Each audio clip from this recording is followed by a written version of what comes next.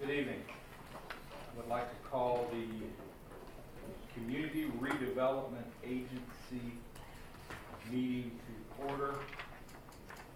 Today is Tuesday, March 12th, 2019. It is 6 p.m. Debbie, if I could get a roll call, please. Member Young? Here. Member Courtier? Here. Vice Chair O'Neill? Here. Member Schoner? Chair Hall? Here. City Attorney Simpson? Here. City Manager Gillis? And here. I could get everyone to stand for the Pledge of Allegiance, followed by the invocation, please. Young. Pledge allegiance to the flag of the United States of America and to the republic for which it stands, one nation, under God, indivisible, with liberty and justice for all. You bow your heads, please. Lord, thank you for this day. Thank you for the beautiful weather and for all the people who have come to visit our community. Be with them, be with the citizens, be with our staff, be with this council as we make the best decisions possible for our citizens and our community. Amen. Amen.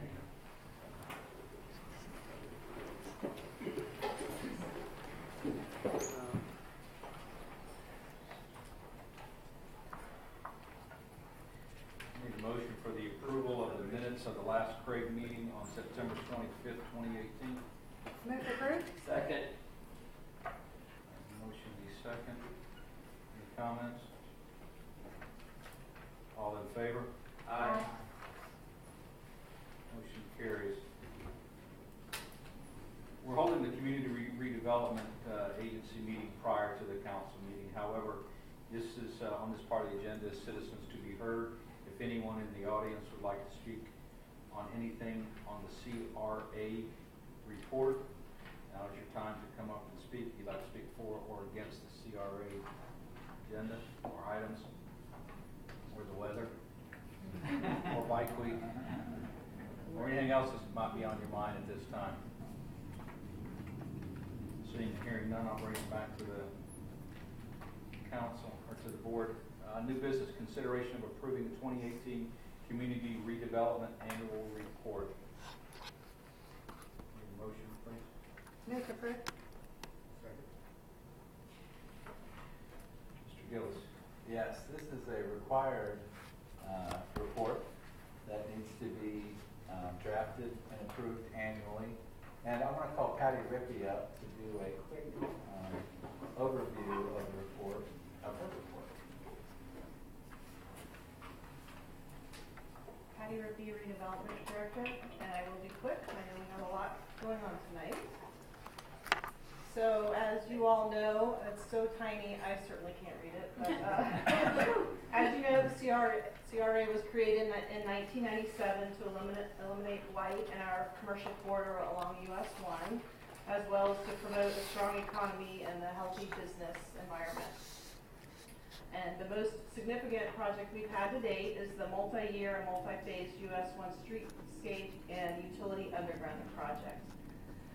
And I wanted to point out that even though during the life of the CRA we did have downturn in the economy, the CRA taxable value has increased from the base year of $116 million to $230 million. So we have increased in value. And just a note, our CRA does sunset in 2027. The 2018 public improvement activity in the CRA, these projects were not funded with TIF. However, they do provide improvement to our redevelopment district. And those would include intersection improvements at Big Tree Road and Reed Canal Road, the Big Tree Road shared use path, our US 1 median landscaping project, and the many items that were completed at Veterans Memorial Riverfront Park that included a new pier, the flow-through decking that was a mitigation part of the project, new handrails, the kayak launch, the boat ramp floating dock, and tennis court lights. So a lot happened. 2018 private development activity. This is pretty much an update, but we do have some things coming online pretty soon. Specifically want to point out 3230. We're having the second hearing today for the developer agreement amendment for the 256-unit apartment complex project. If that is approved, the construction plans will be finalized and submitted, and then construction would begin upon approval by our building official. Another project that appears to be coming online this year is at 3150 South Ridgewood Avenue, also at our southern border on the riverfront.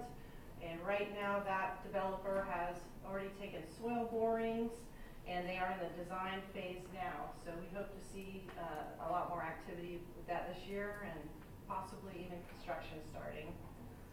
The other riverfront properties, 2739 and 2941, those are both being actively marketed by realtors.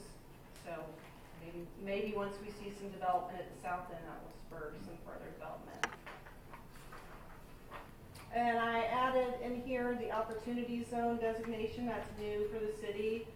There's actually 2 in South Daytona, and 1 falls completely within our CRA. Again, I've noticed all the realtors that are advertising the properties within our CRA, they all make note that it's in an opportunity zone. And of course, as you all already know, that provides a capital gains incentive for private development in the city. Then I wanted to report on our incentive program, our facade improvement grant from last year. We were able to assist 3 businesses for a total of $13,993. And as you can see from the tiny pictures, 2 of them were signs, which are improvements. And actually, I'll make a note that Whitechapel ended up not utilizing our funds that was donated by a church member. But we are holding those funds for other signage that they're going to be doing on site. So the dentist sign was funded. Labosco's put in a parking lot, which was part of necessary because of the intersection improvements at Reed Canal. They spent quite a bit of money. We didn't even get near a 50-50 grant for that. And then Carmen Perillo and a partner bought this plaza, and they, in order to have signage, they added those dormers to the roof. So we assisted with those projects. And then just economic development activity. We continue with the business retention and expansion. I have monthly business visits with Port Orange South Daytona Chamber, and our mayor or whatever city council member would like to go. I also represent the city, and now the city manager is attending as well. The chamber has an economic development and government affairs committee, and I also provide information for any business that's looking to relocate. And then, of course, regional coordination and marketing activities. I did want to point out that this year we did update our community marketing videos, which our PIO, Jeannie Willard, also assisted with that. And those are on our website. I also provide those to realtors and on our social media. And then we did have some special events in the CRA last year. We had 2 Jeeps and Eats events, which we have another one that's going to be coming up this spring. Okay, new businesses. This is just a list of the new businesses from 2018.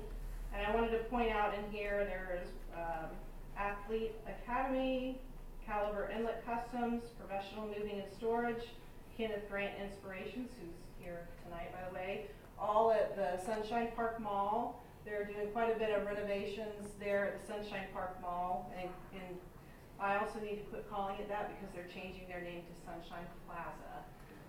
So a lot of activity going on at that site.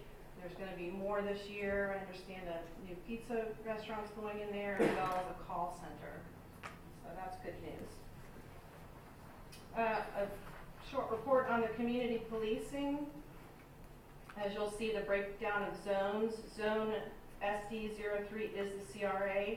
We still have the majority, almost 50% of all service calls are within our redevelopment district. We do have a community policing officer dedicated to the CRA that we help fund.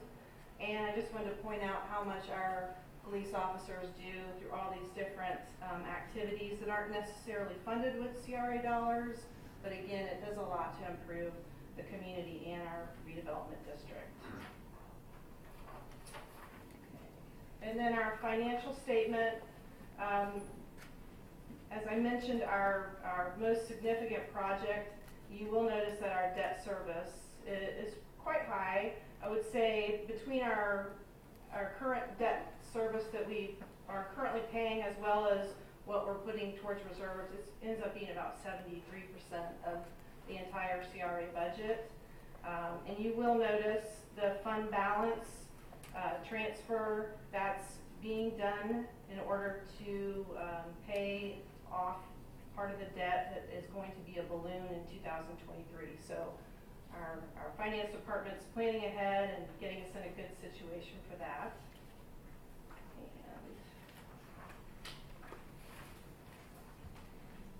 And then public improvement and private catalyst projects for 2019, I kind of already touched on that.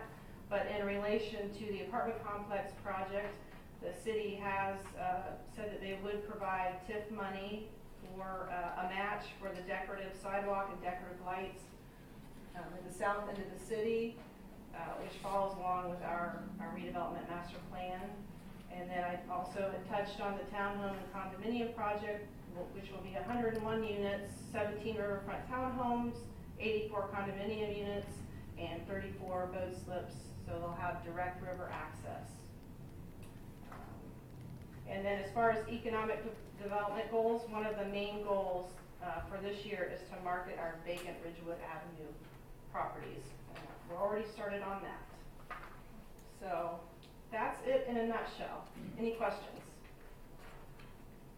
No, nice job.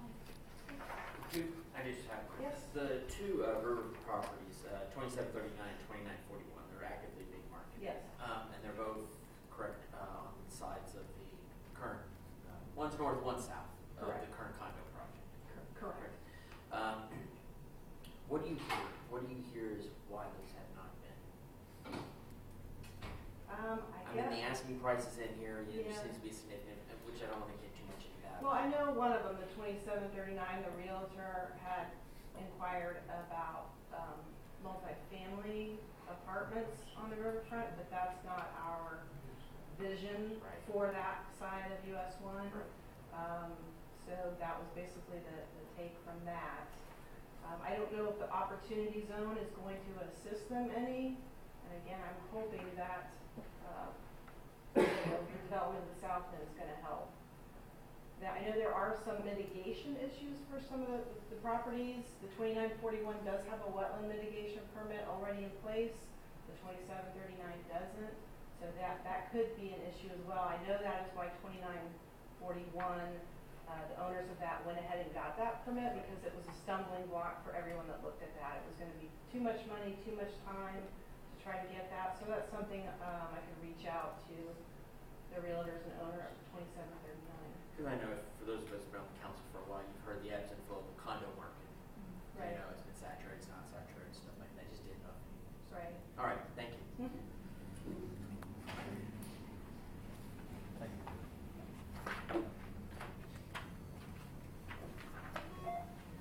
Anything else, Mr. Gillis? That's it.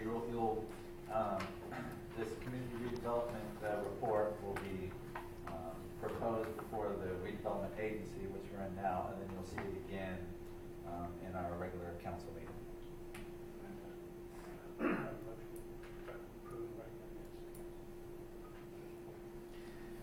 Okay, so I need a motion to recommend this report to the city council in 15 minutes. Move for approval. Second? All in favor? Aye. Item B under new business is consideration of approving facade improvement grant application in the amount of $1,500.84 to Kenneth Grant Inspirations for awning and wall signage at 2400 South Ridgewood Avenue, Unit 1D. Need a motion, please? Move to approve? Second. Gillis. Yes, each year this is a wonderful program, one of those feel-good programs that we can all get behind. It's a facade improvement grant used to improve the frontage of your business or property on US 1 and our redevelopment area. We had one applicant this year apply for this grant, Kenneth Grant Inspirations, and they're here tonight. They are proposing a new sign over the business, and you see where the sign's going to be located in your agenda item. Sign cost is a little over $3,000. This is a 50% match grant, so we're proposing $1,500.84 for this grant application, which is budgeted. We had $10,000 budgeted, but since we only had one applicant, that's just money saved there. Any further discussion? All in favor? Aye. Motion carries. And we will now adjourn the CRA meeting. All right, now we're moving to the South Daytona Community Trust meeting.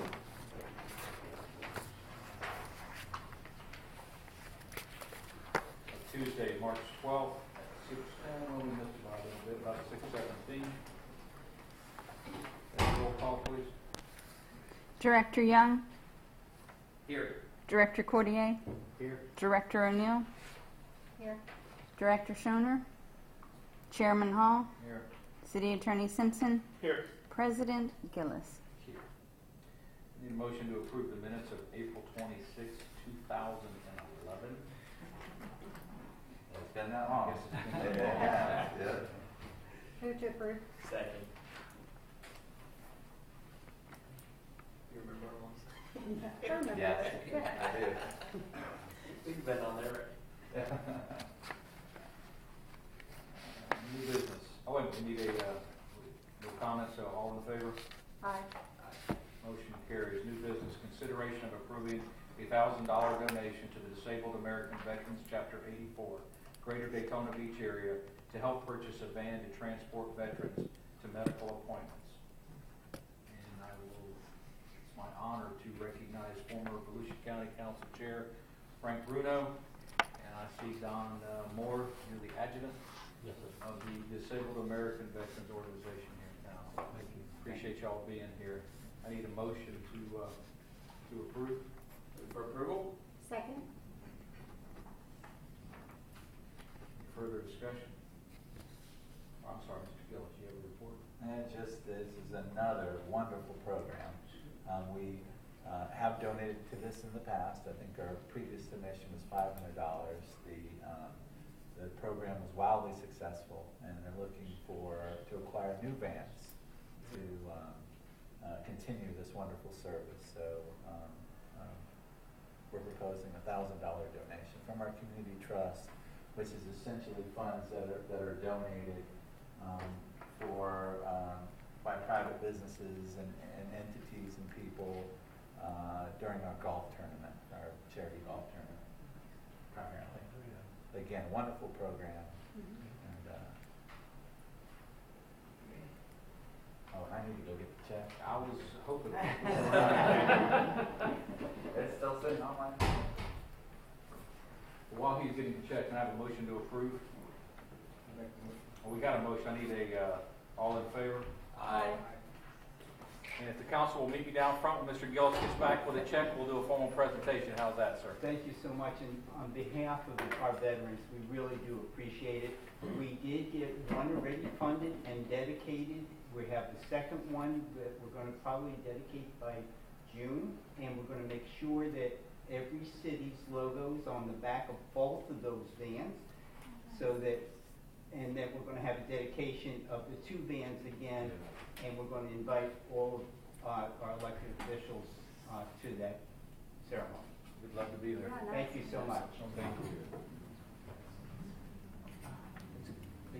Yes, I love that. Extra. Could you write a smaller check? Yeah. Good luck putting that through the tube.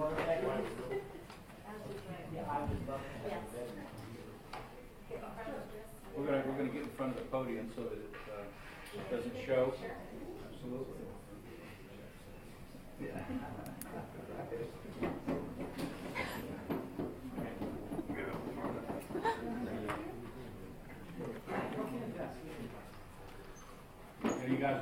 Church, I kind of figured you were all meeting for the same event. So I was- Get a little bit closer together here, great. Make sure we get the ball in here. That was good. I'm gonna take a couple just in case somebody's closing their eyes or not smiling. Perfect. Thank you all very much. You very good. Debbie, is that only the transcripts? Pardon me? Is it just the exhibits or the transcripts as well? That, I have no idea. I haven't seen I it. don't know how that works. Remember we had the transcripts that were emailed to us? Drive through, right? Yeah, Daytona emailed us the transcripts of the Oh, hearings? Jay got all that. Right. Is that printed It out? should be printed out. In there? It should be in the agenda packet. Oh, is it part of the agenda I packet, you think think? Okay. I didn't do the agenda.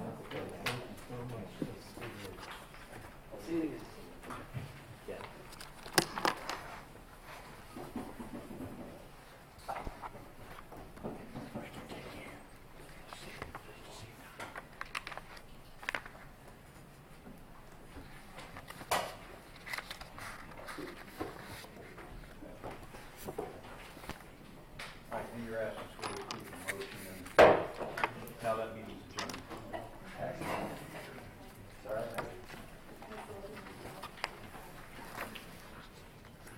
243 pages.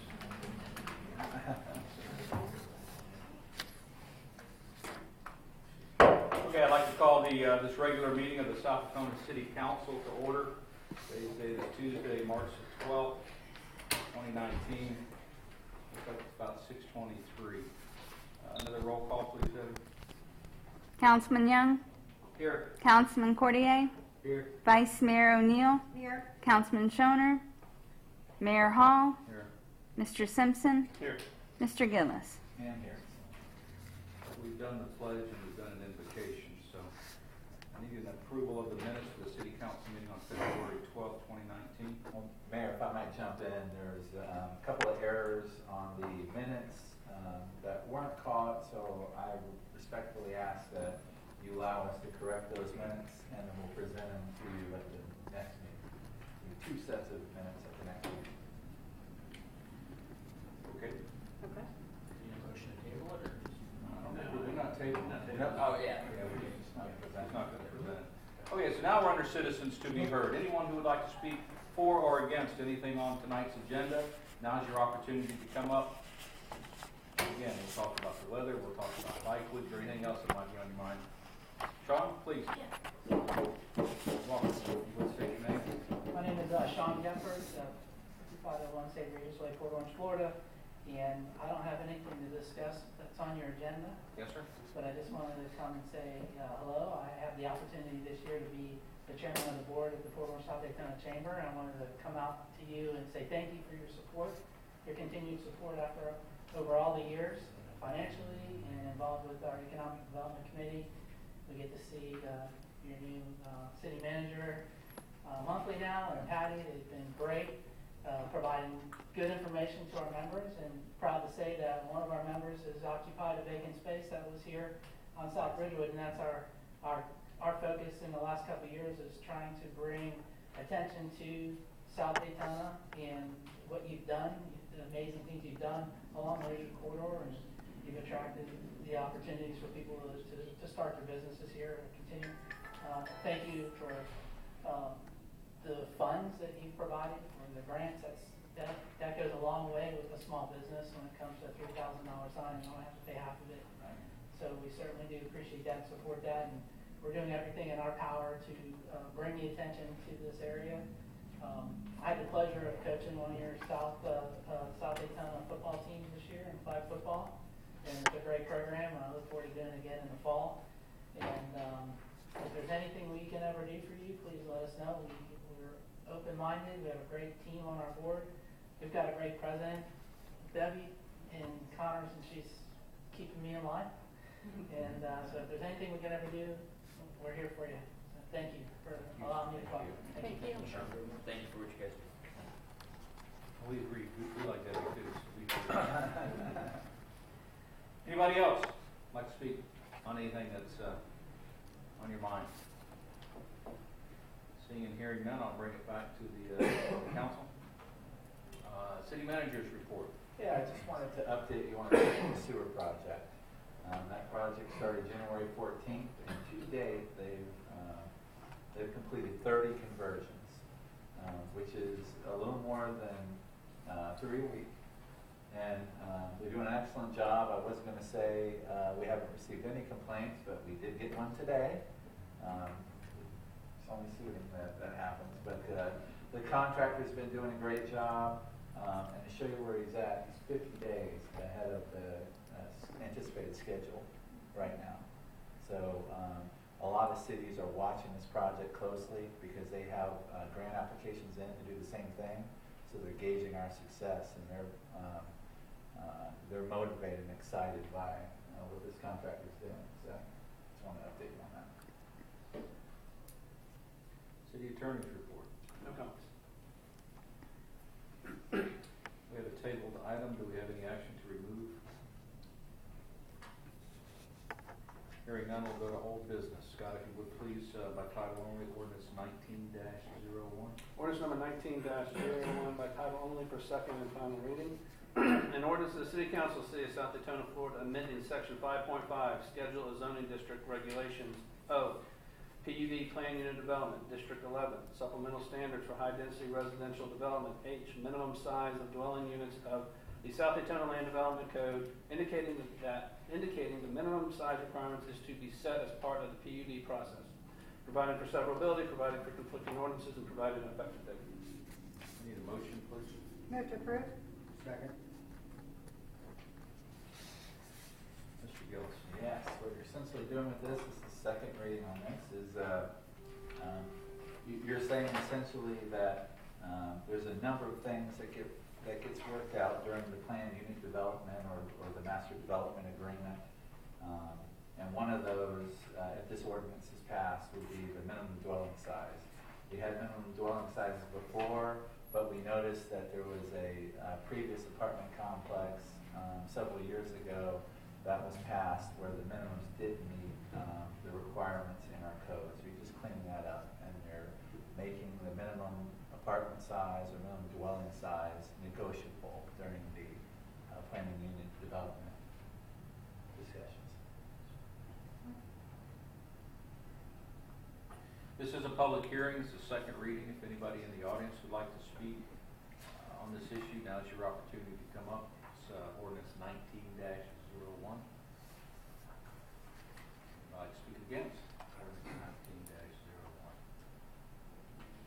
Seeing and hearing none, I'll bring it back to the dais for discussion. Anyone? Hearing none, all in favor? Aye. Motion carries. Scott, if you would please, ordinance 19-02. Ordinance number 19-02 by title only for second and final reading. An ordinance of the City Council of the City of South Daytona, Florida, approving the First Amendment to the Master Development Agreement approved by Ordinance 12-17, which rezoned the property located at 3230 South Ridgewood Avenue to PUD Plan Unit Development, providing for severability, providing for conflicting ordinances, and providing an effective date. Oh, I'm sorry, I need a motion, please. Move to approve. Second. Mr. Gillis?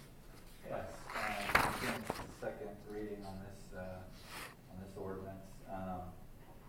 You're essentially approving, it's a great project. It's one that we've talked about for weeks and months now about how we're going to start kicking off development in the city.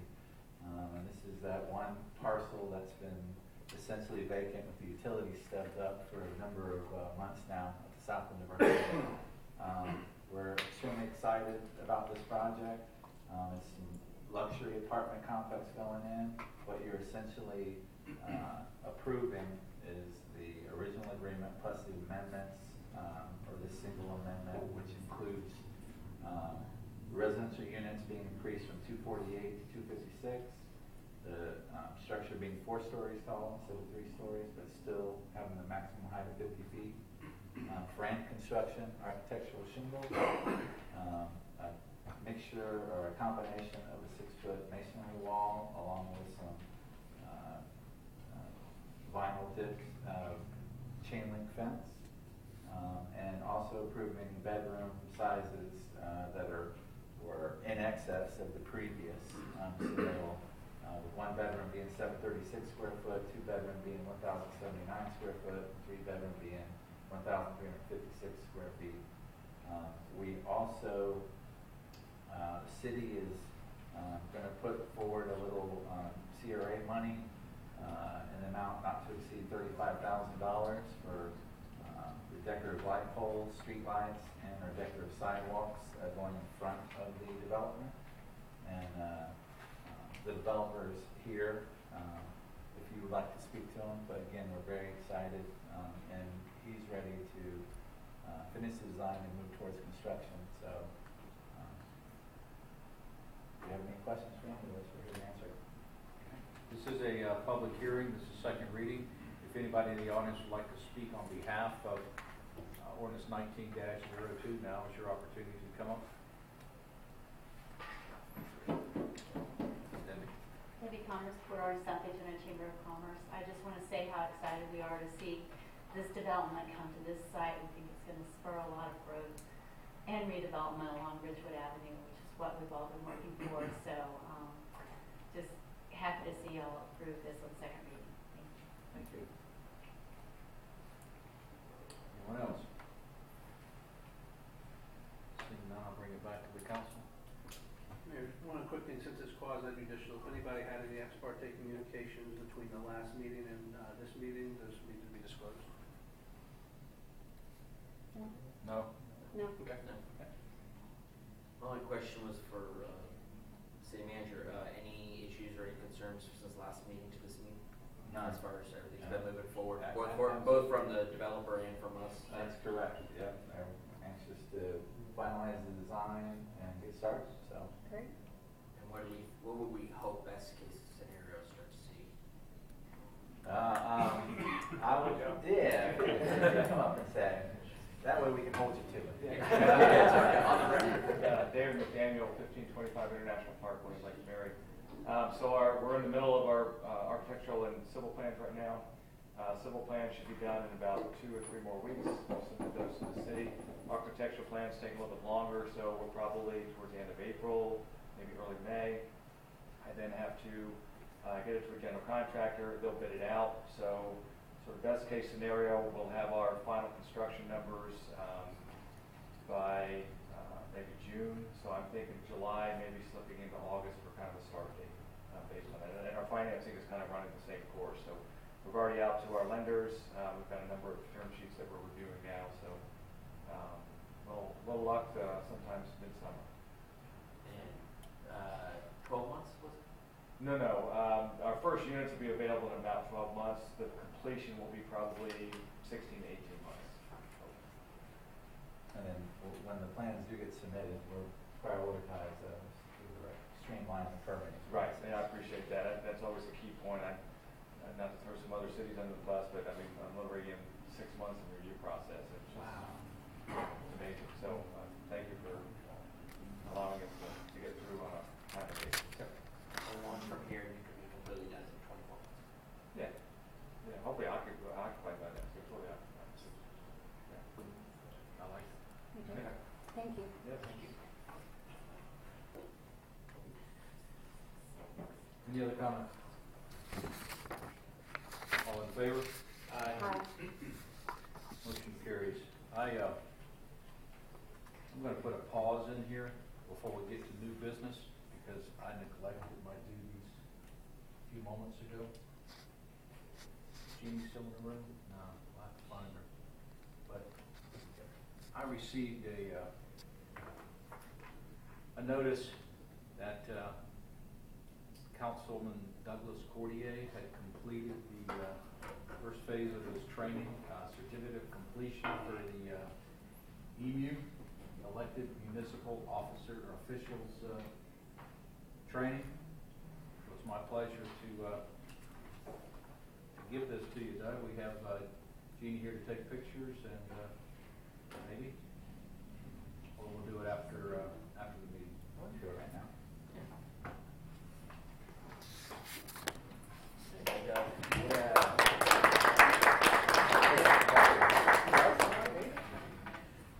You want to do it here or there? Go down here because the camera doesn't work good up here. Yeah.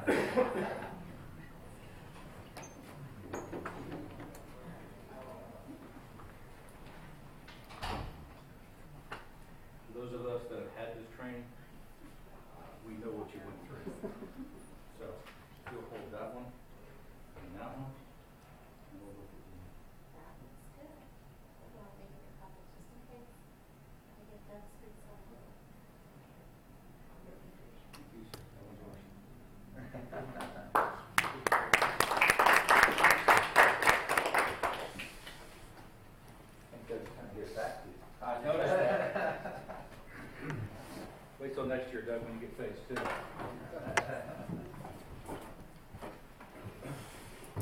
All right, now we'll jump into new business.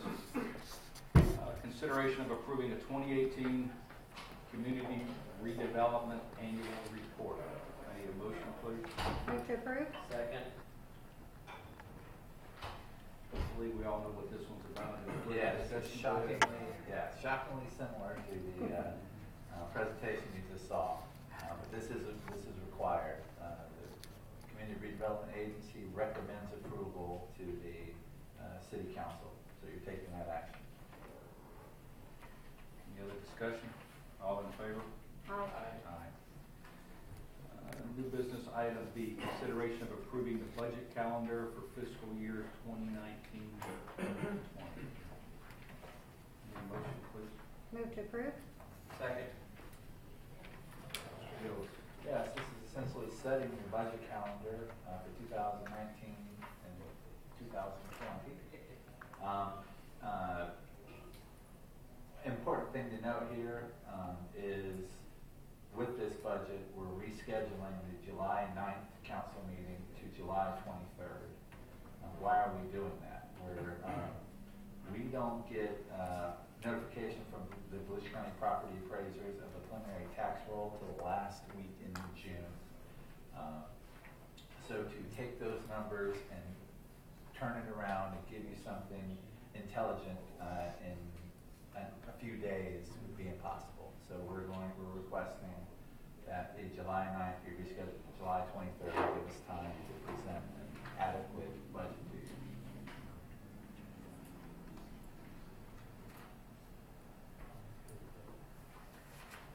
Anybody else? All in favor? Aye. Motion carries. Consideration of approving an auditor review selection committee. Need a motion, please? Move to approve. Second. Mr. Gillis. Yes, at this council's direction, we are going out with an RFQ or RFP for a new auditor or for auditor services. In accordance with the Auditor General Guidelines, we're going to form an auditor review selection committee. It'll be composed of 3 members, myself, Kevin Lewis, the finance director, and we're asking for 1 council member to be a part of that committee. So we're going to need a recommendation of a council member tonight to be a part of it. We'll essentially send out the RFP, we'll get responses back, and the committee will review and rank those submissions for council award.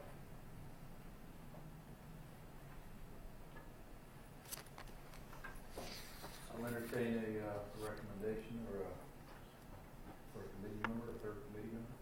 I don't care. I mean, I did it last year. I'll be more than happy to serve. Or Brandon, do you want it? I did a couple times ago, so if it's my turn, I'll do it. So no, I'd be happy. Well, Ralph's not here, we could nominate him. That's true. You know what happens when you don't show up? That's true. No, That's true. no, I'd be happy to, at least whichever. That's fine. Go ahead. Another meeting? No, Yeah. be happy to. All right, so I hear a volunteer in Councilmember Young. Kind of like your first meeting right there. Oh, yeah, that was the first step. Yeah, I'm still paying y'all back for that. Not yet, but I will. Okay, so we have a member. We don't need to amend the motion, do we? No. So we have a member selection volunteer. All in favor? Aye. Motion carries. Business item D, ordinance 19-03. Scott, I'm going to let you do your magic on this. This is a little bit different. You actually have 2 ordinances presented before you. I usually just bring you one, but we've got two different ways to kind of go on this. And this deals with panhandling in response to Daytona's regulations. The first thing to note, panhandling is speech. And once it becomes, the court's declared it to be speech, that now means it falls under the First Amendment protection. As First Amendment protection, regulations fall under 2 categories. It's either a content-based or it's content-neutral, also known as time, place, and manner. It's important, those distinctions, because a content neutral regulation is subject to a lower scrutiny by the courts. It's called the intermediate level scrutiny, whereas a content-based restriction is subject to strict scrutiny. And y'all have a memo that I've kind of outlined some more details in, and I'll answer any questions you have. I'm trying to make my way through all this. But what's important about a content-based restriction is, first, it is presumed unconstitutional by the courts. If the court says, yes, this is a content-based restriction, there is a presumption of unconstitutionality. And that presumption is rebuttable, though. You can rebut the presumption, but the courts, in some of their opinions and things you read, say basically that's seldom occurs. So usually when you see a case where the court says this is a content-based restriction, it ends up being an unconstitutional regulation. Then the question comes down to how does the court determine between whether a regulation is content-based or content-neutral. And we talked previously about a case called Reed. And that was a U.S. Supreme Court case decided in 2015. And that changed the analysis the courts used to make that distinction. And basically the court came down and said, look, if the regulation itself differs based on the content of the message, on its face, it's content-based, and you don't have to look behind the intent or purpose of the regulation. It's content-based. Some jurisdictions allowed you to take what appeared to be a content-based regulation, but because of the purpose and intent behind it, and it wasn't directed at any against a particular type of speech of the government, then they would still be upheld. That kind of went away. And now, if you look at the regulation, and you got to read what the sign says, the communication says, to determine what kind of regulation you're going to put to it. It's probably content-based restriction. So, what I've given to you, and because of that, jurisdictions have been changing their sign codes across the country, but also a lot of panhandling regulations have been challenged and held invalid. And I've given each one of you a case. It was the Tampa case that was ruled in 2015, and this was after the Reed case. It's important for two reasons. Well, it's important because, one, it's in our jurisdiction. It's in 11th Circuit, so it's precedent on us. It's also interesting in the beginning of it, the judge says that this case would have came before Reed, this regulation in Tampa would have been valid. But because it came after Reed, the regulation was held unconstitutional. And I highlighted for you, starting on page 10, going to page 11, something I wanted to read to you, because the regulation was in the Ybor City area, and the actual regulation is in the order, because the ruling here, you can look at it, but the court said, and the regulation was section... Scott, yeah. Before you... I lost you for a second. You're saying that this came in, this is in Tampa, and go through that whole before Reed, after Reed, what the judge... What the judge said is that had they challenged this, had the lawsuit come, and they challenged this regulation before the Reed decision, the judge would have upheld the regulation. That's constitutional. So what Tampa did, what the town of Tampa. Gilbert did, right? It's city of Tampa. Oh, yeah, okay. Reed is Gilbert. I know. Yeah, Reed. Right. Okay.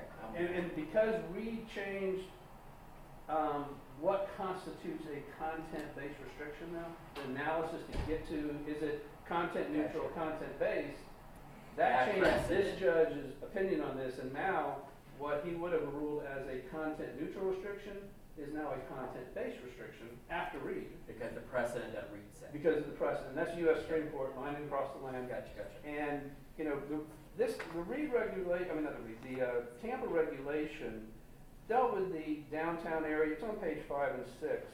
And they had, certain areas in the Ybor City area of Tampa you could not panhandle. And there were some other, I think, some distance restrictions that were also included in there, like, you couldn't panhandle near bus trolley stops, transit stops, sidewalk cafes within 15 feet of any ATM machine. what the court said was, and it's section 114-46B, whether 114-46B applies to speech depends entirely on the expressed message, i.e. a solicitation for donation or payment. Section 14-46B imposes no penalty if a speaker in a public park in downtown Tampa or on a sidewalk in Ybor City asks a passerby about a political issue or offers a passerby a brochure about a church or about a show at a carnival.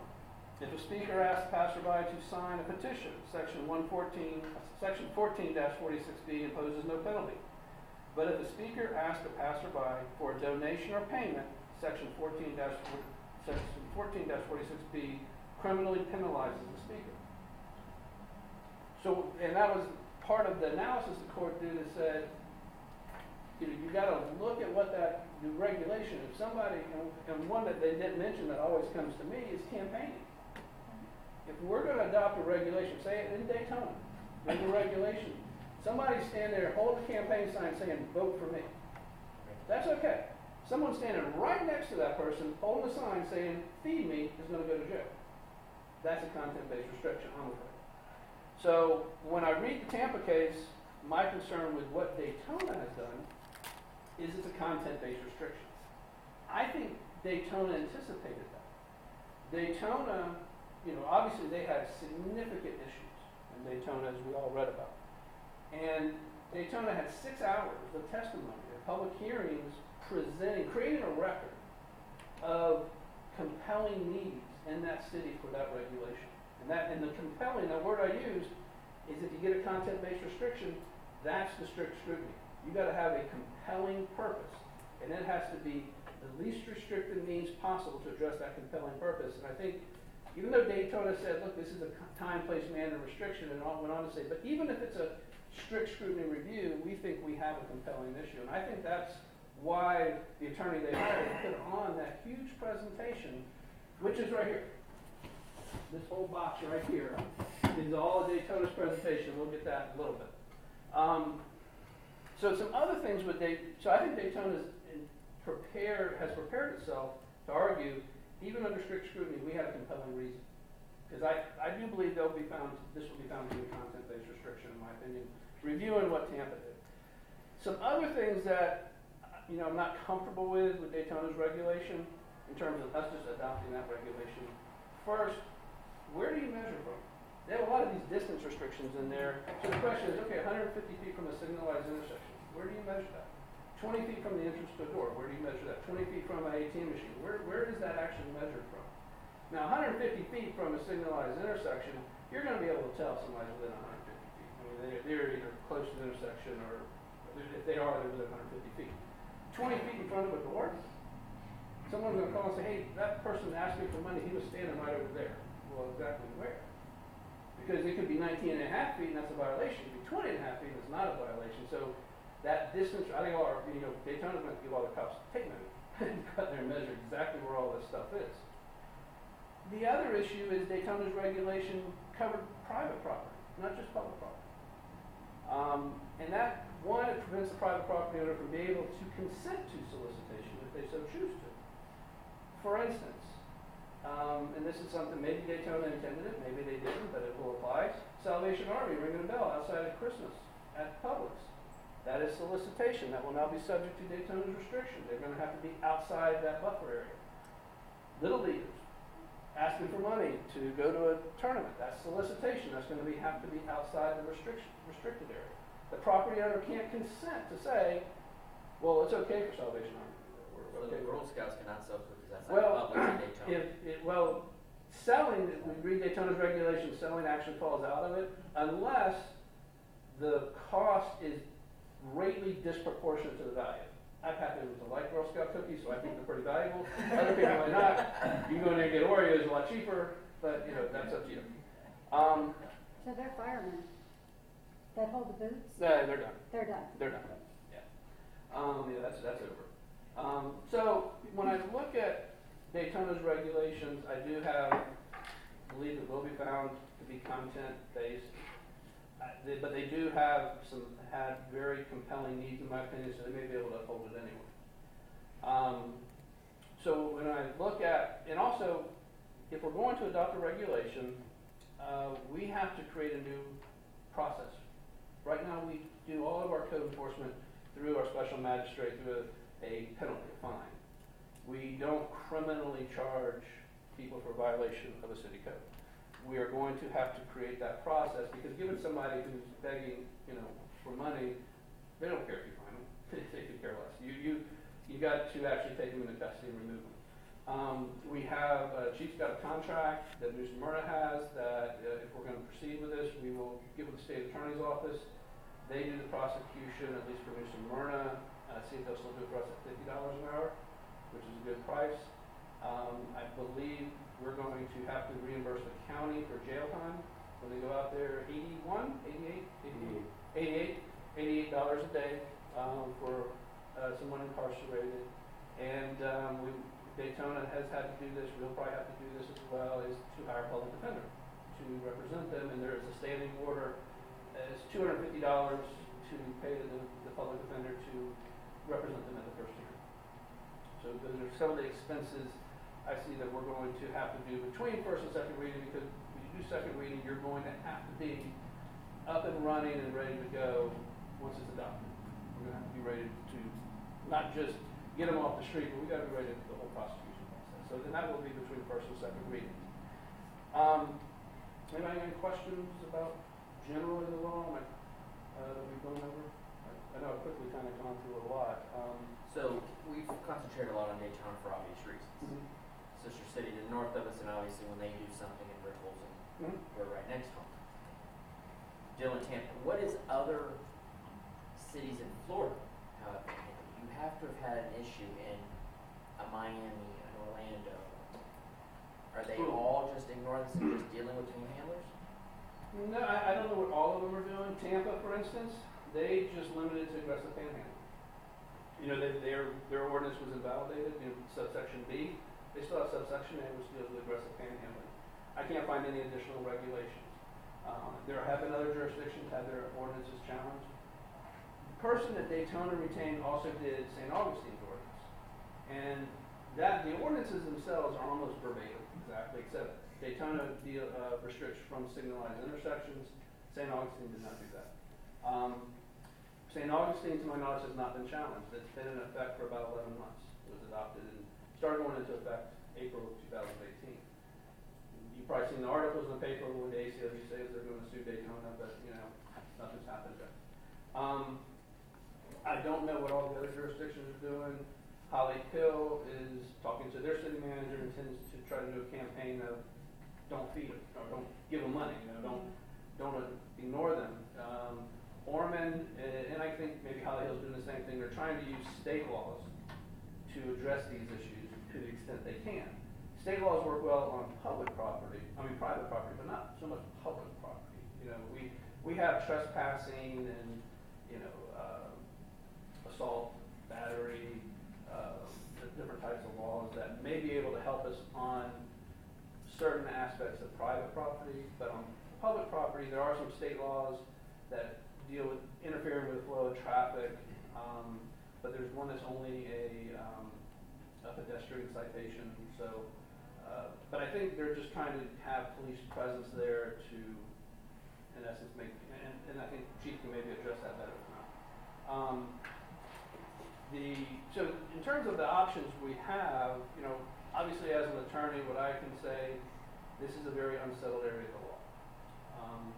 It's changing. Every case I've read is just more or less invalidating these panhandling ordinances. They haven't found one where it says this is what you need to do. They just said what you can't do. So from a purely legal perspective, probably the best advice I can give you is let's see how it plays out. Let's use our existing regulation with state laws to see if we can deal with the issues that we have. If we want to move forward with a regulation, what I would suggest you considering, and this is one of the two ordinances presented, is instead of regulating panhandling, I propose that we create restricted speech zones. This would only be at signalized intersections, would only be on public property and within 150 feet of the intersection. I spell out exactly where that is measured from. It's in the ordinance. We won't deal with private property. We'll let state laws deal with that. But the restricted speech zones will prohibit everything.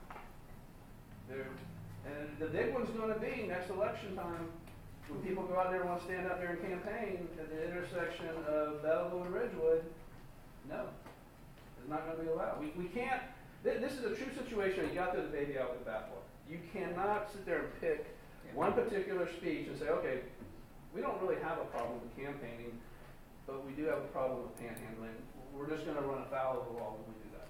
So to try to address the, make it content neutral, the only thing I can come up with is saying we've got to prohibit everything. If somebody wants to walk up and down the intersection with a Jesus Save signs, no, you can't do that. You want to walk up and down there with Make America Great Again? No, you cannot do that. And so I put in there that you have to pretty much walk through that restricted area because, people could be wearing a shirt that could contain a message. You got to walk through it. You got to keep on going. If you walk down and you turn around and come back, you can't do that. So I've tried to tie it down the best I can to address it. Now, I will say that there is a case in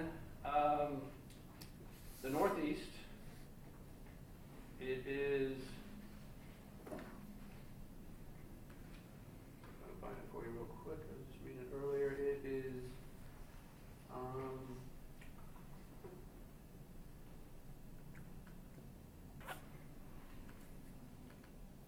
it's Thayer, Thayyer versus the city of Worcester, WRCESTER. And I believe this is up in the Northeast, maybe in like Massachusetts. Have you heard of it? Mm-hmm. Where's that? Yeah, I've been there. Really? Panhandle? What they did is they prohibited just about everything in all their meetings in the city. And that was struck down by the courts.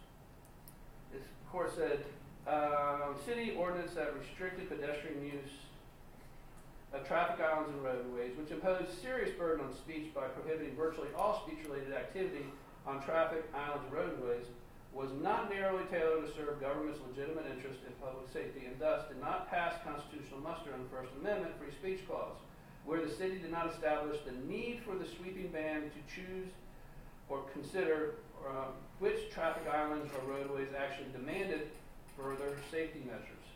But the court also said so when I read that, my thinking is they prohibited, that was just a head note, when I read the whole case, they seem to prohibit everything in the islands in the city. Well, we're more narrow than that. What I'm proposing is more narrow. It's 150 feet from just signalized intersections, and that obviously came from Daytona. Now, the other thing I would note is we don't have a room full of people here. We're not going to have 6 hours of testimony over the issues we're having in this city. However, it doesn't seem reasonable to me that we have to wait till we have that kind of problem before we can address the need. But we do have to, whether it's a substantial intermediate review where you have to show substantial public interest or strict scrutiny would be compelling, we need to rely on something. So that's what we have over here. These documents, which will be included as part of the record, are all the exhibits and evidence that went into Daytona's hearings. And you've also, I think y'all were all provided transcripts of those hearings. That will also be added into the record. Read those. Come look at these things. This is the evidence that we're going to rely on, a substantial part of the evidence we're going to rely on to create the substantial need.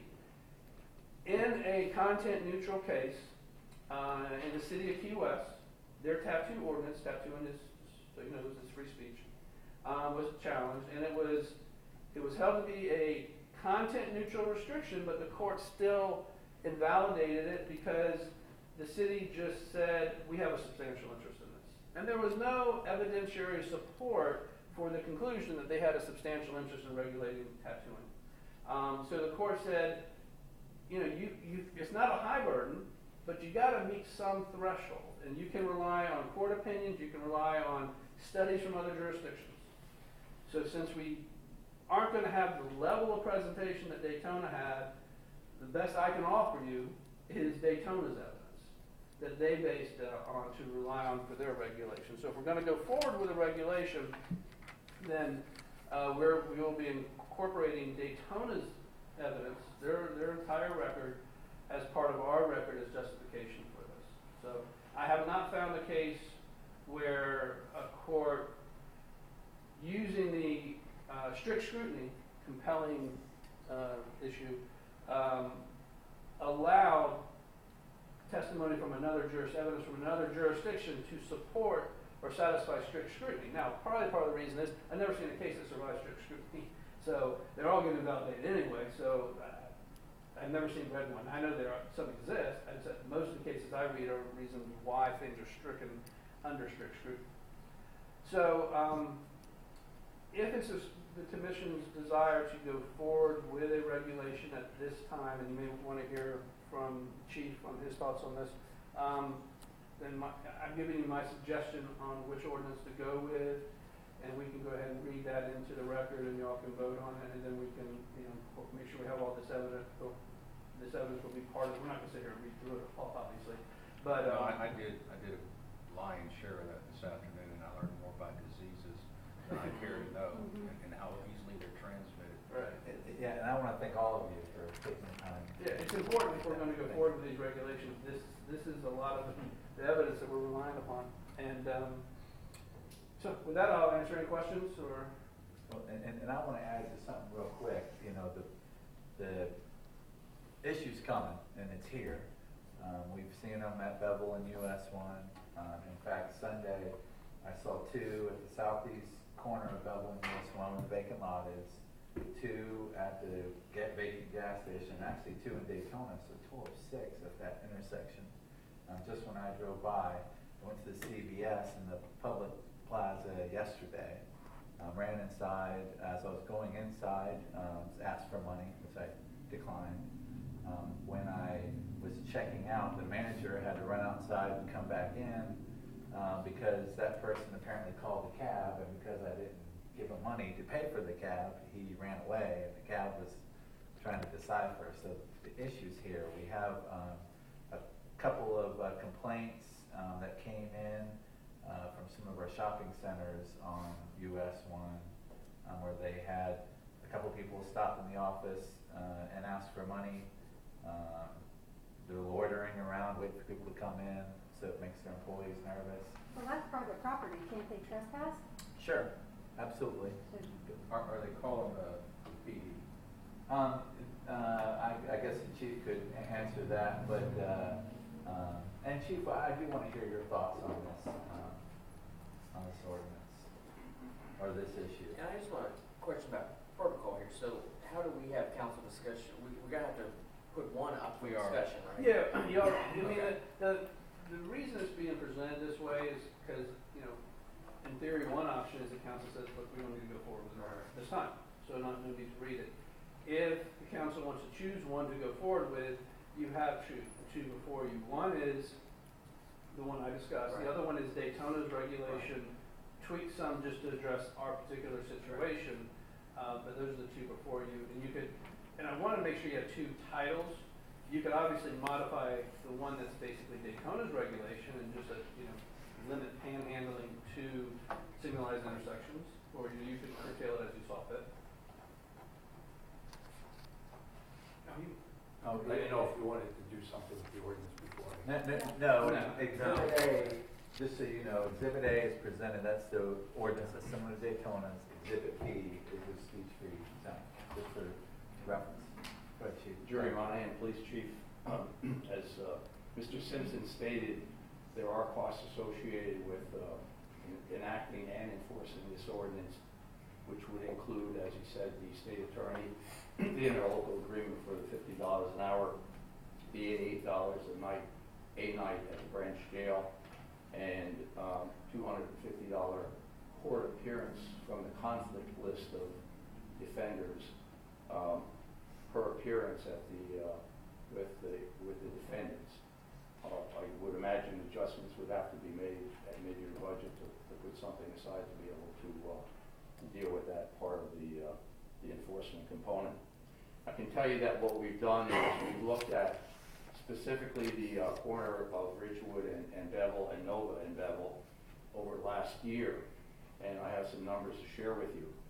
I didn't pull numbers on solicitors in the city in general because that includes people knocking on doors for tree service and things of that nature. It gets a little bit watered down. But I can tell you that since January 1 of 2018, at Bevel and Ridgewood, we've had a total of 32 complaints of either panhandling or soliciting, but it's all the same. Interestingly enough, of those 32, 26 of them occurred after February 7th of 2019. So prior to the enactment or the time around the enactment of the Daytona ordinance, we only had 6 complaints at that corner. And I would submit that some of those complaints were about the individual on the southwest corner, which is not our jurisdiction. In terms of the complaints in Bevel, we had only five there since 2018. But 4 of those occurred after or around the time of the Daytona enactment, second week in February. So those are the numbers I have in terms of what's going on. I can tell you that our officers have a daily routine of a directed patrol on that particular corner.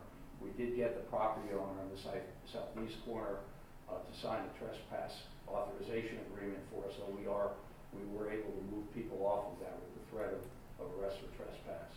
That is a very narrow sidewalk, and I don't believe that 2 or 3 people can stand side by side without blocking that sidewalk. So there's something else I asked Mr. Simpson to look into in terms of the land development code.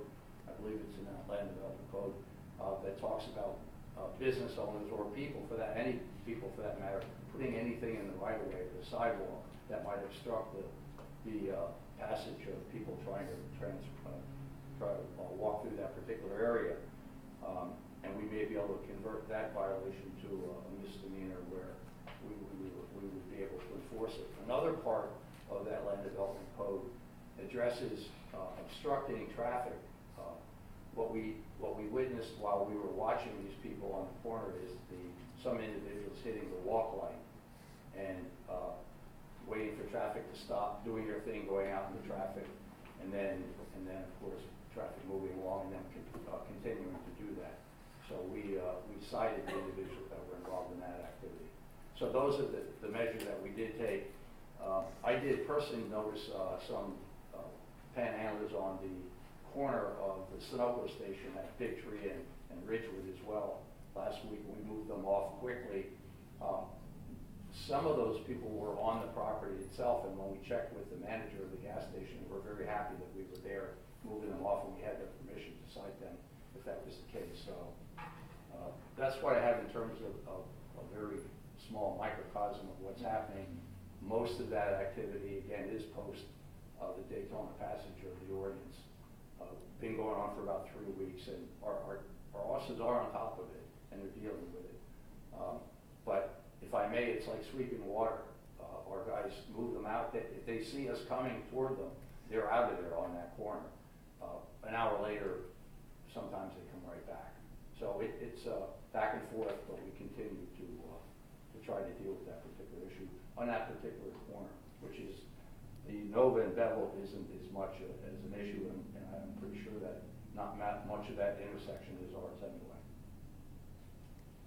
Have we had any arrests or anything related to those guys, to that group? The citations for the obstruction of traffic we've had, but other than that, they've moved when we told them to move, and we warned them about it. We had that property posted, so since it was posted, that put an end to that activity on that corner, on the vacant lot itself.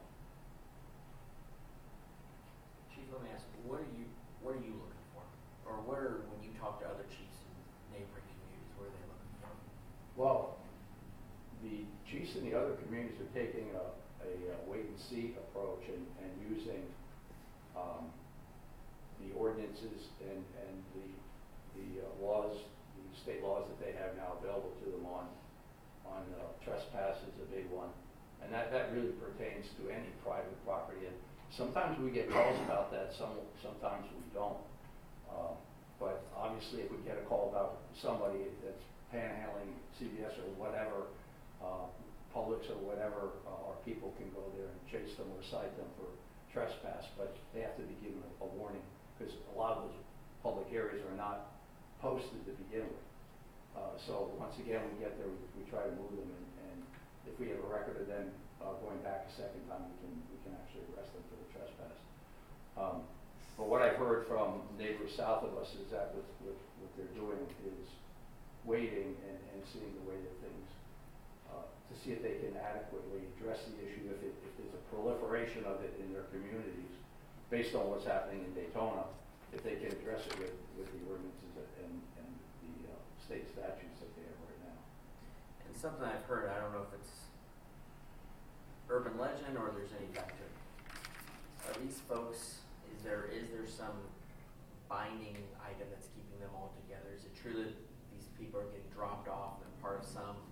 I mean, you hear this theory that they're all part of some conglomerate. I don't think so. I think that, you know, they're from what we see in terms of homeless camps and things like that, they're all over creation. So, you know, if you look at the greater Daytona area, Daytona and South Daytona, even Port Orange for that matter, you know, it's not a huge metropolitan area. So, you know, there are hundreds and probably thousands of people in this situation that are in this region, and during the day it's when we see them. And they got the message loud and clear from the Daytona ordinance, because they wound up on our southeast corner, and heretofore we didn't have an issue on the southeast corner. Then all of a sudden we did. So they found out somehow that corner was ours, and the other corner, the southwest corner, was not ours. Although we've been chasing them out of it for quite a while, long before the Daytona ordinance popped its head up. So if I understand the dollar figures that you and Mr. Simpson have given us, if we were to incarcerate someone, provide them with a public defender, keep them for 10 days, we're looking at approximately $1,380 per individual, based on $250 for the state, $250 for the public defender, and then $880 for, yeah, that's kind of what I was looking at. I figured the public defender's going to get $250, the state's going to figure out how to get $250, just the way lawyers seem to work. And I spoke to the misdemeanor prosecutor for the state attorney and asked him, you know, what kind of longevity do these people have in terms of their incarceration? And a lot of times they'll be released upon first appearance, so it may only be an $88 shot. However, if they have some kind of record, or there's a reason, or they refuse to do whatever they need to do at that first appearance, it could like properly identify themselves or whatever, their incarceration could be extended. But normally after first appearance they would be released. Now we're still looking at $400 to $500 per individual. Sure. And if they get charged with something else, if they get charged with state law, then our cost should go away, right? If they additional incarceration. If it's a trespass. Well, no, I'm just saying if they get arrested if we adopt a regulation, they get arrested for violating our regulation, but then something happens that causes them to be incarcerated later, that would probably be a state law violation that would shift the cost over to the county then, right? Correct. So if there was an outstanding warrant, or if they had drugs on them or something else would kick in. Right, yeah, then it would be something totally different. Mm-hmm.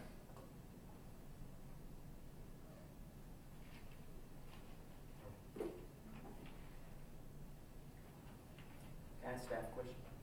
Sure. Has this gone through LDRB or anything like that? Because I know, unless I miss it here, I know your comments in the ordinances, but I didn't see anything there where they went through LDRB in last month.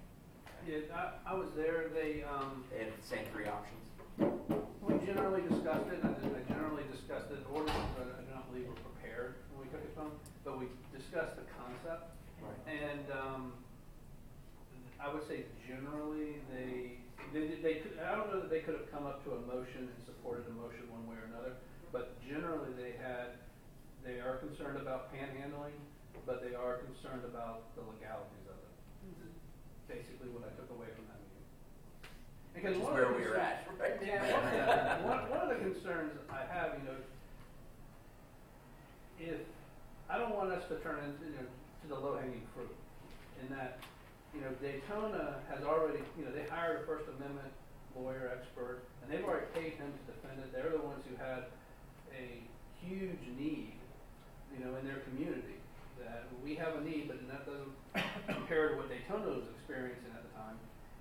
And so, you know, if you're looking at, if ACLU says, which city are we going to sue, don't be surprised if they don't pick us. Because, you know, Daytona's already paid for their attorney to defend them. We haven't done, you know, and we didn't have the 6 hours of testimony. We used Daytona's testimony. So we might be in a little more vulnerable situation than Daytona potentially. So just don't be surprised if they don't pick us. Well, I guess that's mainly, you know, I'm surrounded by law enforcement officers, so I'm asking them their opinions, and Chief Director is you. When I say, what are you guys looking for?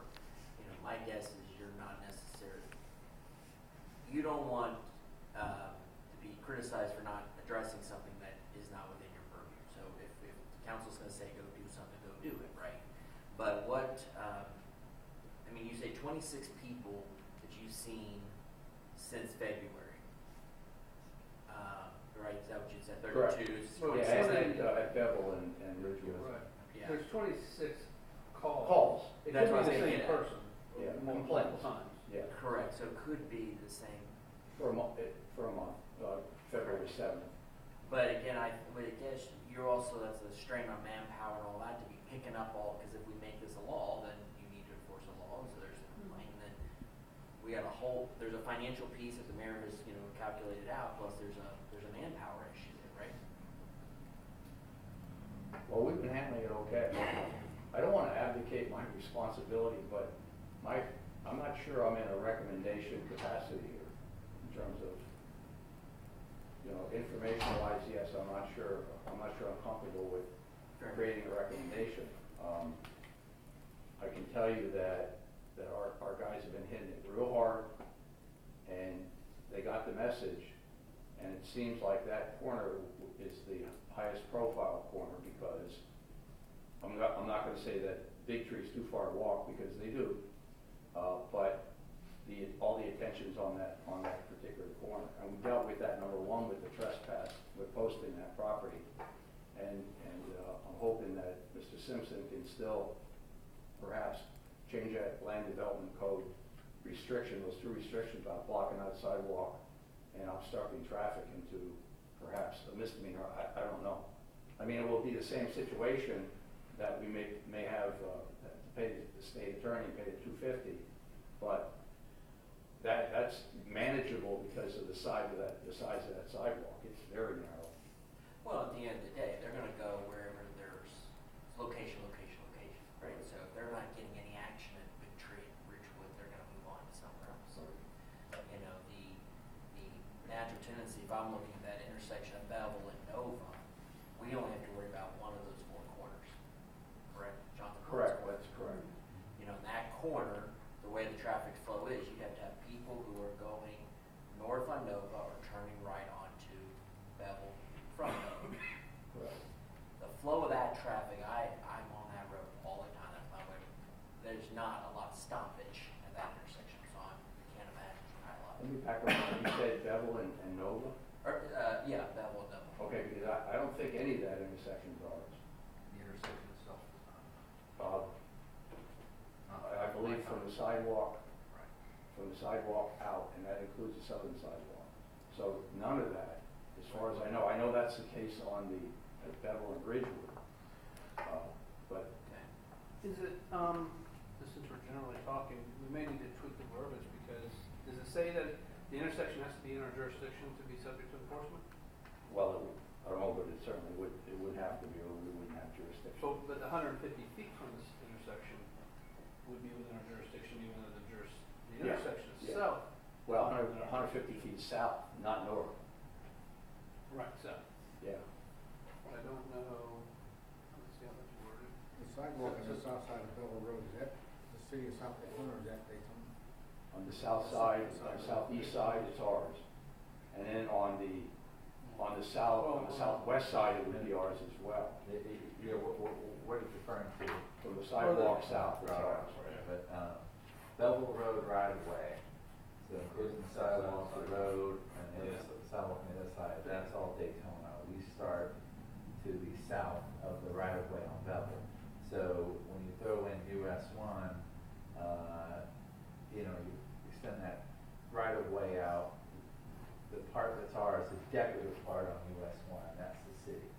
Well, I was wondering, the sidewalk on Bevel Road on the south side. I know you stopped somebody there from Pool and go on the sidewalk, and there's a jurisdiction problem. Yeah, that's Daytona. Yeah, it's all Daytona. Yep. Okay, so at the corner of Bevel Road and US 1, if they're on the sidewalk, why can't we call Daytona and tell them to come over here? Well, they're on our decorative sidewalk. Remember how we got the red brick pattern sidewalk? He's talking about Daytona. When they're on the con- Oh, sure. They're not even doing that anymore because they're not. That's right. But then when you cross Bevel, when you cross US 1, Yep. to Bevel on the other side, that little section of sidewalk right there, is that ours or is that Daytona? It's ours. The city line jogs just a hair north going toward the southeast corner, bringing the southeast corner, curb line and all, into the city. Yeah, and like I said, the obvious indicator is the decorative portion. So we're basically looking at potential lawsuit plus cost per arrest for one call a day.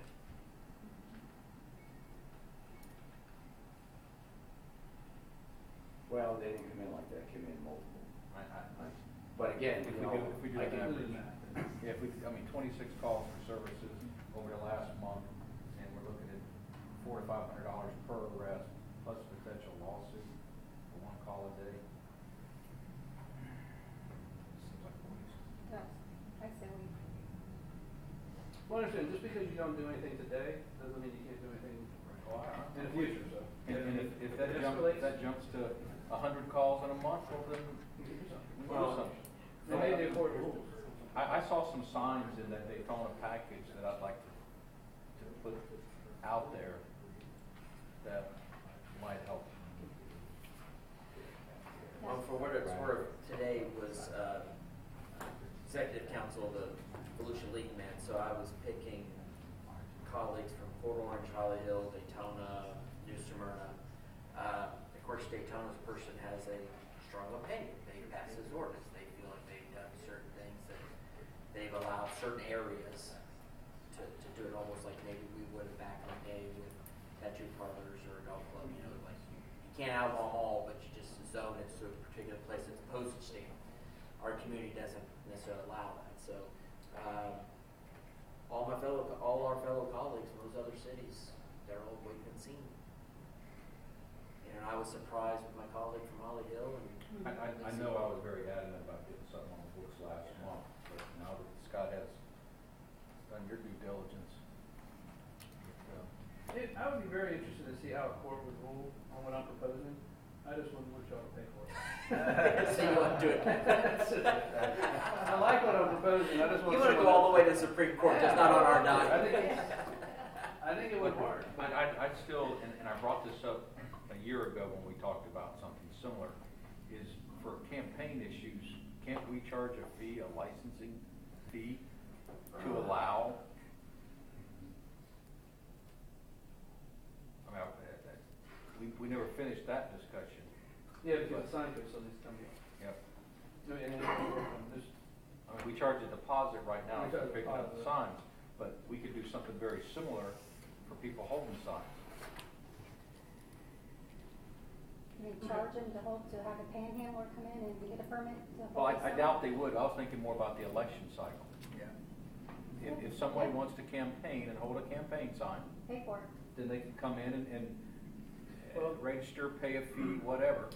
I think we would have to, as he said, alluded to, it would be a fee to, if you just have a fee for campaigning signs, but you don't charge someone to hold a different type of sign, you run into the same problem, so it would have to be across the board. I'm okay with that. Yeah, we could, I mean, in essence, we'd be licensing panhandlers, which some jurisdictions have done. That you come in, you get your yellow vest or something, and they designate you an intersection to go to. And you have a haven. Oh, yeah, yeah. I'm not saying we're gonna do that, but Right. I'm just saying that there are jurisdictions that do that. Didn't Orlando try that where they painted the square on the sidewalk? And I don't know, Orlando doesn't have much in the way of panhandling. I've heard they reached out to that attorney who represented Daytona. It might be the feeding of the homeless you're thinking of possibly. I know that was a big lawsuit. They had a Panhandling thing? They had a panhandling thing where they had squares. Panhandling, because you can hold signs, and as long as you're not reaching out to initiate the communication. It's okay if someone comes to you and asks the person holding the sign for, initiates a conversation, then it's okay for a panhandler to communicate. And they're going to look at possibly expanding that into some roadways, medians as well. But their attorney does have concerns after the Tampa Reed case about because they have a kind of a downtown area where they have kind of more of a blanket prohibition similar to the Tampa case. So I was looking into that as well. Thank you, Chief. Okay.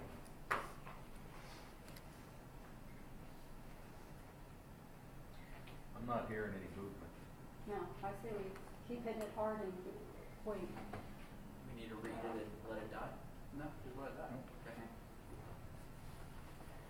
Item E, ordinance 19-04. Scott, you look first. Ordinance number 19-04 by title only for first reading. An ordinance of the City Council of the City of South Daytona, Florida, amending section 2-150, acquisition, sale, or lease of real property of the South Daytona Code of Ordinances, requiring City Council approval before the city acquires real property, providing for exceptions, providing for severability, providing for conflicting ordinances, and providing an effective date. I need a motion, please. Move for approval. Second. Mr. Gillis. Yes, this body has made it abundantly clear that you want to approve all acquisition of real property, and that's what this ordinance does.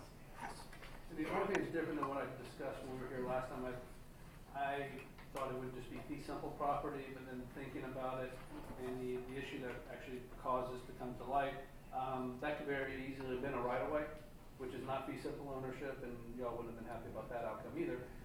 So I switched it to we acquire any interest in real property. So we acquire an easement, and we do something. We provide any form of consideration other than what's identified in here in terms of paying some recording fees, things like that. We'll come back before this body for approval. Any further discussion? All in favor? Aye. Aye. Motion carries. Ordinance 19-05. Scott, if you would first. Ordinance number 19-05 by title only for first reading.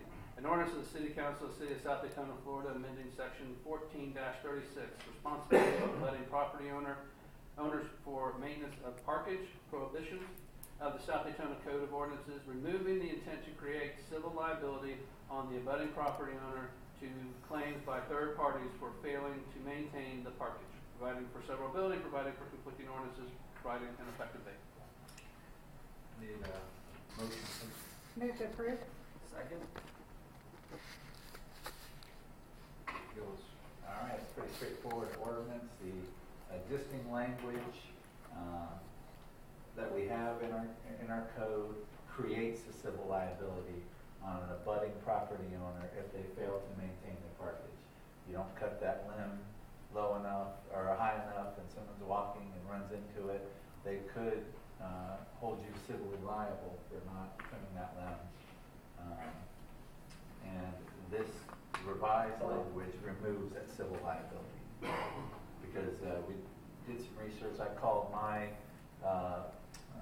homeowner's insurance provider, and they do not cover any lawsuits from any property that I do not own. And since I do not own the right of way, my homeowner's insurance would not cover such a suit. So I feel it's an undue burden on the adjacent property owner. And this removes that liability.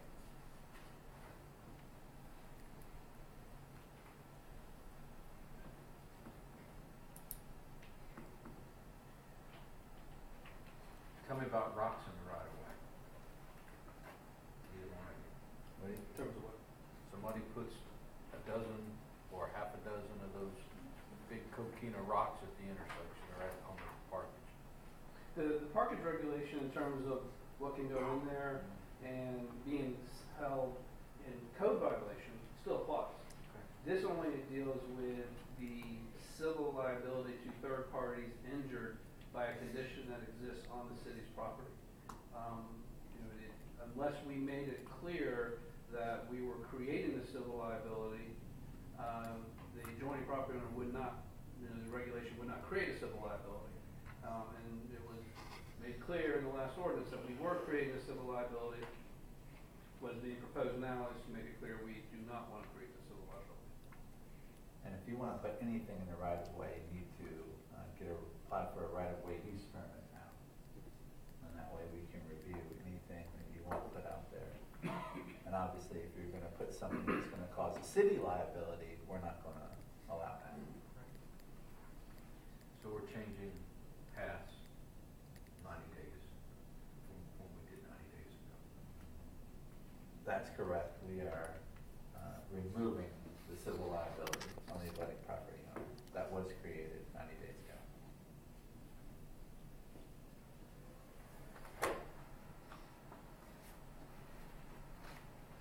Any other discussion? All in favor? Aye. Aye. Motion carries. Resolution 19-06, Scott. Resolution number 19-06 by title only for first and only reading.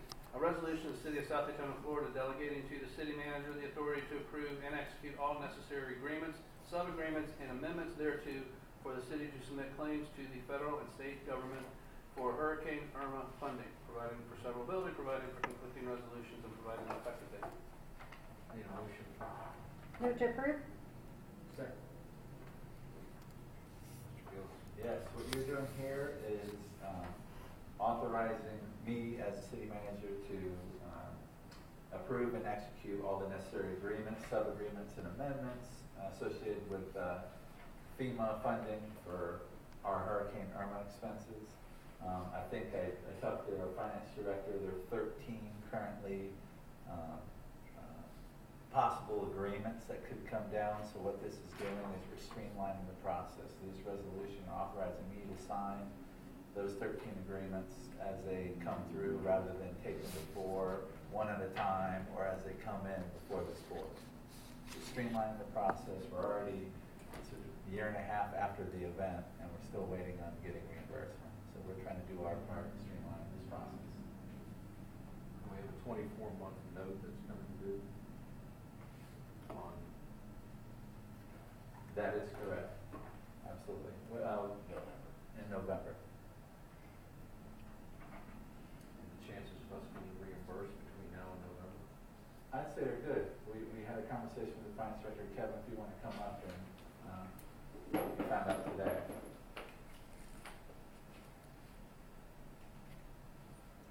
Kevin Lewis, Finance Director. The process that the Kindler Gentler FEMA has put into place, if you recall, for Hurricane Matthew, within 3 or 4 months, we had agreement before the council. This one, unfortunately, with the Kindler Gentler, is taking a lot longer. There are several reasons for that. Excuse me, the state is doing more review on the front end than the back end, which is supposed to start the clock ticking and those kind of things. So we don't have them coming back 10 years later kind of thing. At this point, with us getting the agreement done, we can get that out there. FEMA has obligated the funds. The state has not completely completed their review. There's a few contractual issues that we're looking at with, particularly with debris. We think we can work through those, but we now have, I believe, 7 of our projects that are out there. We've already received several more amendments since the agenda package was put together. So our projects are starting to flow through. Hopefully, as we get the agreement signed, get the agreement online, I'm hopeful that by early summer we should be having the majority of the money back, assuming we work through those contractual issues on the debris removal, et cetera. So I don't think we'll have an issue making that November deadline. Midsummer, late summer, I can't imagine it going longer than that. But it is FEMA. Thank you, sir. Anyone else? All in favor? Aye. Motion carries. Resolution 19-07, Scott. Resolution number 19-07 by title only for first and only reading. A resolution of the City of South Daytona, Florida, authorizing the city manager to execute a fiscal year 2018-19 Community Development Block Grant subrecipient agreement for the septic to sewer conversion project and to make a donation to Hope Place, providing for repeal of resolutions in conflict herewith, providing for severability, and providing an effective date. I need a motion, please. Move to approve? Second. Mr. Gillis? Yes, each year the Volusia County Community Development Department has a block grant, a block of funds for each city's low-income areas. The amount of what the money is used for, it's given to passed through to the city so we can make improvements to the lower income areas to help boost home values in those areas. This year, the city is receiving $71,390. We're proposing to use $61,400 of that for our septic sewer project that's currently ongoing. Now, because it's a separate group of funds, we have to bid that out separately, award a separate contract, which you'll see that in the upcoming months. But like I said, the majority of the money is going to septic sewer. The $9,990 will be a donation to Hope Place, which will partially fund their insurance costs of the facility. We narrowed it down to insurance costs because that's something that we could easily identify and are tangible. It's not based on any other operating procedure. How did we come up with $9,900? It's a percentage, and I think it's 13%. But what we did was we took we wanted to make an even amount for the septic to sewer.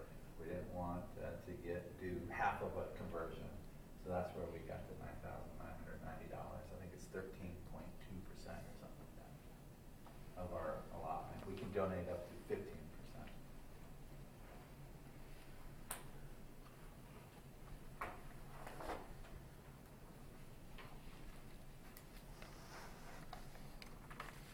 Any further discussion? All in favor? Aye. Motion carries. Resolution 19-08. Resolution number 19-08 by title only for first and only reading. A resolution of the City of South Daytona, Florida, approving a lease financing proposal from Leasing 2 Inc. for the acquisition of police vehicles, providing for severability, providing for conflicting resolutions, and providing for an effective date. Need a motion for approval, please. Move to approve? Second. Mr. Gillis? Yes. This is currently budgeted. It's a replacement or the addition of 4 utility vehicles and 1 sedan for the chief to use. Also included in this is the necessary radio equipment for these vehicles. Again, it's been budgeted. We went out to do a lease purchase option, as we traditionally do with vehicles, vehicle acquisitions. We solicited different interest rates to choose the best one for our city, and we went with Leasing 2 Inc. They were the lowest. It's 4.02%. It's interesting enough, we used the different companies competing against each other to get the lowest rate possible. So that's what we're proposing. Leasing 2 Inc. 4.02%. Total financing cost is $197,287.15.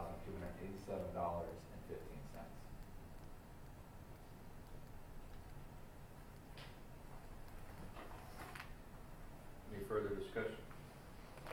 No. All in favor? Aye. Motion carries. Item J is consideration of approving a Southeast Volusia Regional SWAT Team Mutual Aid Agreement between the cities of Daytona Beach Shores, Edgewater, New Smyrna Beach, and South Daytona. Need a motion, please. Move for approval? Second? Mr. Gillis? Yes. What's presented before you is a mutual aid agreement with the cities of Daytona Beach Shores, Edgewater, New Smyrna, and South Daytona. It's for the Special Weapon and Tactics Team. It's the cities get together through mutual aid and providing a service that is occasionally needed, and that's SWAT services. It's not often, and I don't believe this agreement's come before you in the past, but since this agreement. There's some liabilities associated with this agreement. Felt it necessary to take it before you tonight.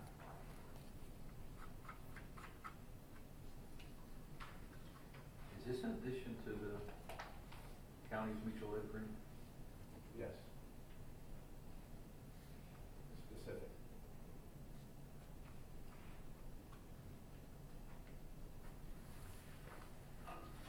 Anybody else?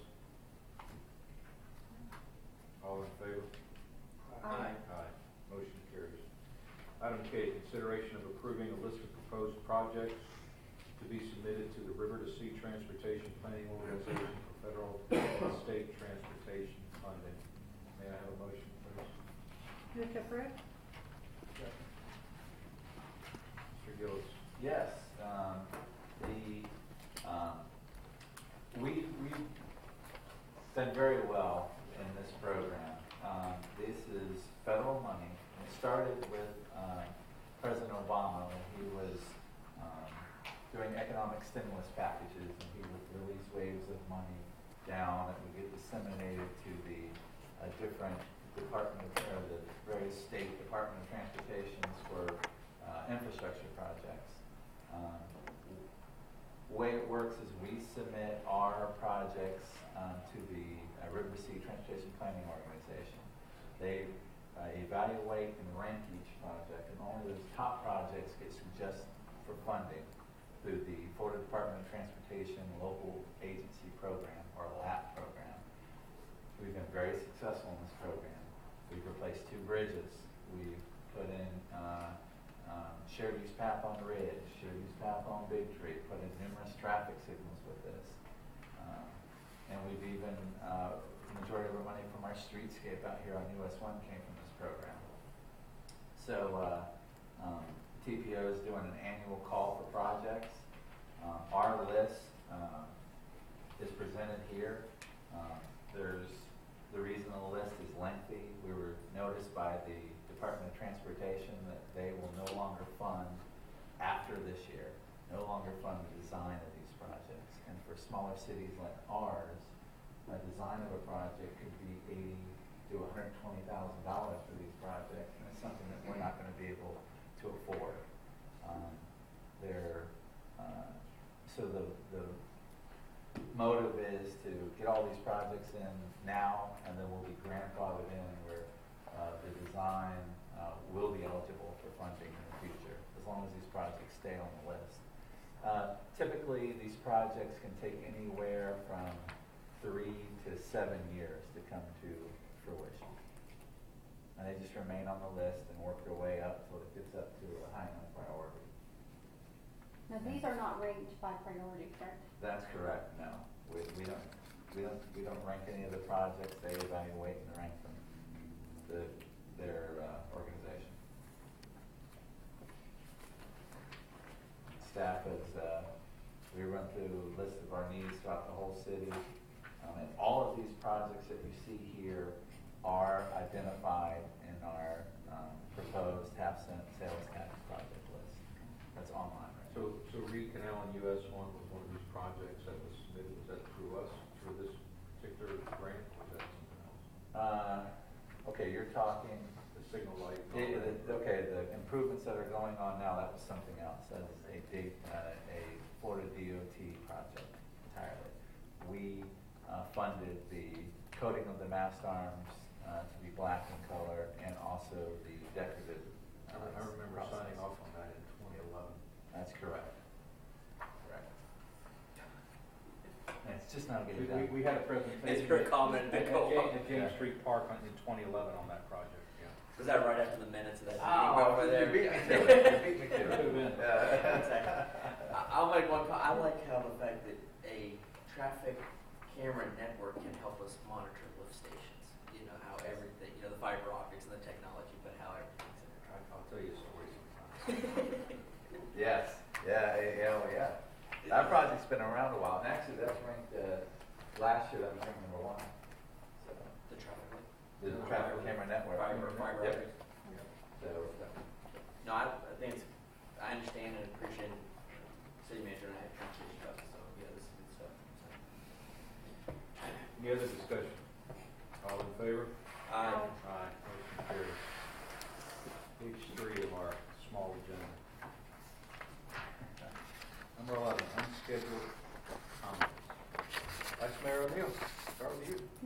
comments. I think everybody's ready to go home.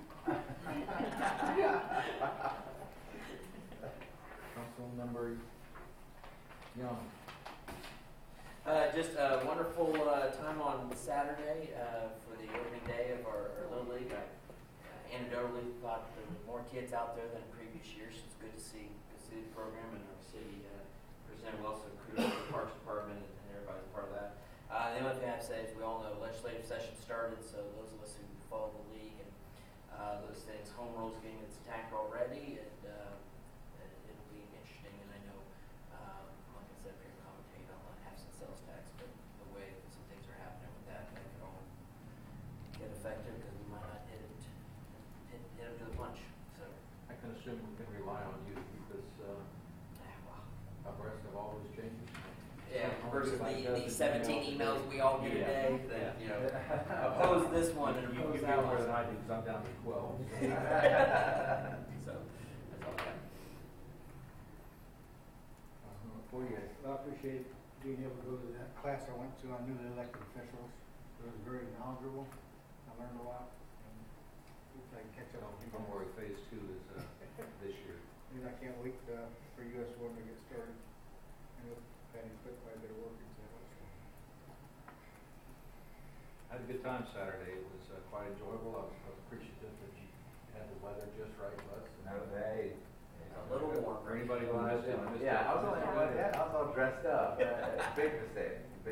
Long sleeve. Yeah. And you parked a mile away. Yeah, and I parked a mile away. You're right. I'm learning. I'm new. Chief, hang in there. I don't know what to give you on that ordinance, but thank you for all your hard work and what you guys are doing, and I do appreciate that because having been there, it's frustrating in that seat and in this seat to see what's happening. We'll do a monthly check